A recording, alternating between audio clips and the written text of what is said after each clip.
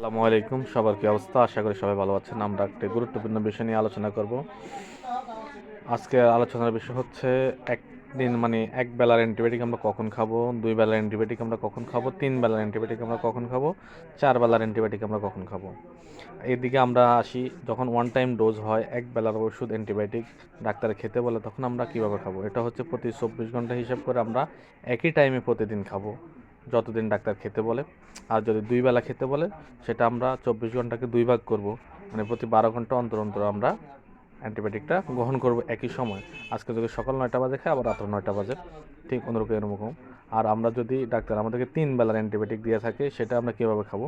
সেটা হচ্ছে আমরা সকালে একটা, দুপুরে একটা, রাত্রে একটা, এই নিয়ম না। নিয়ম হচ্ছে প্রতি 24 ঘন্টাকে 3 ভাগ করবো আমরা। 3 8 24, প্রতি 8 ঘন্টা আমরা একবার গ্রহণ করব। আর হচ্ছে যদি 4 বেলা খেতে বলে, আমরা 6 ঘন্টা অন্তর অন্তর খাবো। হচ্ছে 7 6 24, 6 ঘন্টা অন্তর অন্তর আমরা অ্যান্টিবায়োটিকটা গ্রহণ করব। এ হচ্ছে অ্যান্টিবায়োটিক খাওয়ার নিয়ম। জি, ধন্যবাদ।